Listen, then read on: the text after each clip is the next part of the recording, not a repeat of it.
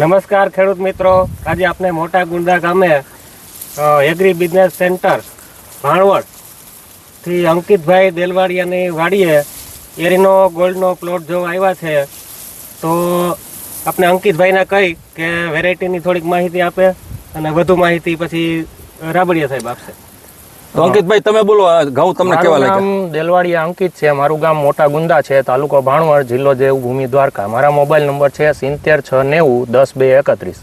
મેં 11મા મહિનાની 15 તારીખે અરીનો ગોલ્ડ ઘઉં વાવેતર કરેલા છે અરીનો કંપનીના, અને અત્યારે 90 દિવસ જેવું થઈ ગયું છે. અને પાયાના ખાતરમાં DAP, single super phosphate, mycorrhiza, organic manual, zinc sulphate, urea, તેમજ છેલ્લે સલ્ફર, પછી પોટાશ, બધાનો વ્યવસ્થિત પાણી સાથે આપેલું છે. અને અરીનો ગોલ્ડ કંપનીનો આ ઘઉંનો ઘેરો છે, તો મને અંદાજ એવો લાગે છે કે 60થી 62 મણ જેવું ઉત્પાદન આપે છે. અને જે આને જે ડુંડીની સંખ્યા છે, તો જે લોકવન અને ટુકડાની જે ડુંડી આવે છે એનાથી 1 થી 1.5 ઇંચ મોટી આવે છે. ને અત્યારે ગણતરી કરી છે દાણાની, તો આમાં 55 થી 60 દાણા જેવું નીકળે છે. એટલે આની એક મુખ્ય ખાસિયત એ છે કે ટુકડા ટાઈપની વેરાયટી છે, અને બીજું કે આની ડુંડી બહુ મોટી છે, એટલે ઉત્પાદન ક્ષમતા બહુ સારી છે. અને બીજો મોટામાં મોટો ફાયદો એ છે કે અત્યારે ખેડૂતનો મોટો પ્રશ્ન એ કે છેલ્લું પાણી પાતા હોય ત્યારે ઢળવાનો પ્રશ્ન હોય છે. તો આ વેરાયટી એવી છે કે આમાં ઢળતા નથી. ગમે તેવો પવન હોય અને તમે પાણી પાવ તો આ વેરાયટી ઢળતી નથી. એટલે મારા અંદાજ પ્રમાણે આ વેરાયટી ખૂબ ખેડૂતો માટે સારામાં સારી વેરાયટી છે.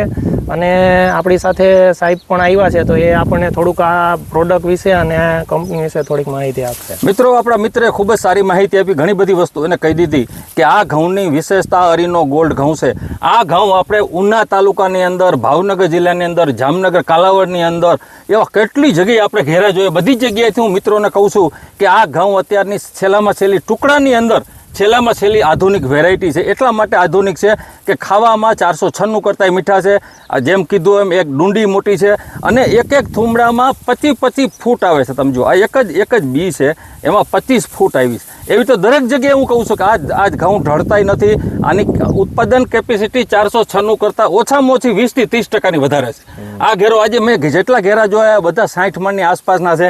આ ઘેરામાં તો 60 કરતાં બી ઘણું વધારે થાય, કારણ કે ખૂબ જ સારી ટ્રીટમેન્ટ થયેલી છે. તો મિત્રો, 2026ની અંદર ઘઉં તમારે વાવવા હોય તો નવી જાતોનો સહારો લેજો. ધારો કે ચણા હોય તો એમાં રાજભોગ છે, ઘઉં હોય તો એમાં અરીનો ગોલ્ડ છે, અને તુવેર હોય તો એમાં રેટિયો તુવેર છે. આ બધી વેરાયટી હું જે નામ બોલ્યો એ બધા જે તે પાકમાં નંબર 1 વેરાયટી છે. તો મિત્રો, આવતા વર્ષોમાં સારામાં સારું બધાને ઉત્પાદન થાય, અને બધા જ લોકો ખેડૂતોને અમારા અરીનો ગોલ્ડ ટાઈમસર મળતા રહીએ અને સારામાં સારું ઉત્પાદન મળે. મિત્રો, નવી માહિતી જોતી હોય તો મારી યુટ્યુબ ચેનલ છે સાગર એગ્રો રાજકોટ કરીને. એમાં અમે હંમેશા જંતુનાશક દવા માટે નવી ફૂગનાશક, નવા ખાતરો, નવા બિયારણો ખૂબ જ માહિતી આપીએ છીએ. તો ખાસ સબસ્ક્રાઈબ કરો, લાઇક કરો, અને હંમેશા નવી માહિતી મેળવો. ફરીથી અલ્પેશભાઈને બધા અમે અહીંયા લાવ્યા, એ બદલ એમનો ખૂબ ખૂબ આભાર. જય હિન્દ.